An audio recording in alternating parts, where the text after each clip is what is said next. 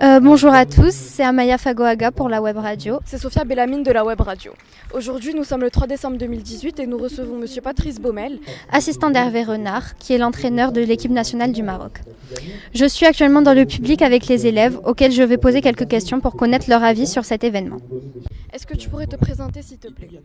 Oui, je m'appelle Maria Hilali. Je suis Ahmed Khalil. Bonjour, je m'appelle Othman Nahat. Lina Benasser. Je m'appelle Anor Yagou. Alors, est-ce que tu suis l'actualité du foot?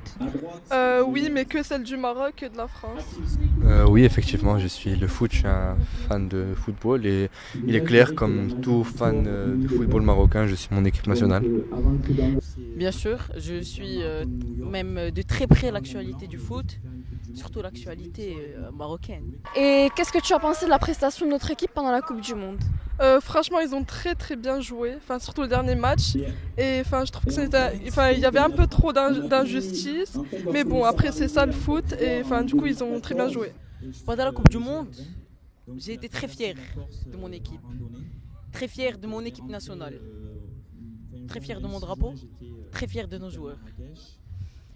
Même si on n'a pas eu les résultats attendus, mais quand même, pendant le dernier match, on a mené au score, malgré l'égalisation de l'Espagne en fin de match. Donc c'est une très belle prestation, je trouve. Personnellement, je trouve qu'on a très bien joué malgré le fait qu'on n'ait pas pu remporter donc, cette Coupe du Monde. Le but contre notre camp, c'était pas forcément... Je trouve pas que c'était un échec, personnellement.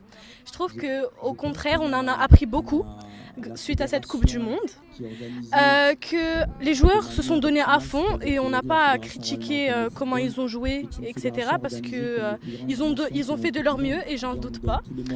Ensuite, personnellement, je trouve que le seul problème qui a pu donc se présenter, c'est qu'on a sous-estimé l'équipe de l'Iran, qu'on s'est plus focalisé sur donc, nos adversaires, les autres adversaires d'Espagne et le Portugal, vu que c'est des équipes réputées, et que on a donc sous-estimé l'Iran, qui s'est révélée plus forte que ce qu'on pensait. Voilà. Nous allons poser quelques questions à des membres de Matignon Sport Citoyen par rapport à l'organisation de cet événement. Donc bonjour, est-ce que vous pouvez vous présenter? Je m'appelle Lina Serraj et je fais justement partie de Matignon Sport Citoyen. Et donc moi je m'appelle Nada Serraj et je fais aussi partie de Matignon Sport Citoyen. D'accord, donc première question. Donc depuis quand cet événement est-il prévu? Alors cet événement est prévu depuis longtemps. On espérait pouvoir recevoir Patrice Baumel cette année, car en effet l'année dernière on a pu le recevoir après la diffusion du match Maroc-Côte d'Ivoire à l'auditorium lors d'une conférence justement, et c'était franchement génial et on a eu la chance qu'il accepte une deuxième fois de venir à l'école pour une deuxième conférence à la suite de la Coupe du Monde. Comment avez-vous organisé la venue de Patrice Baumel?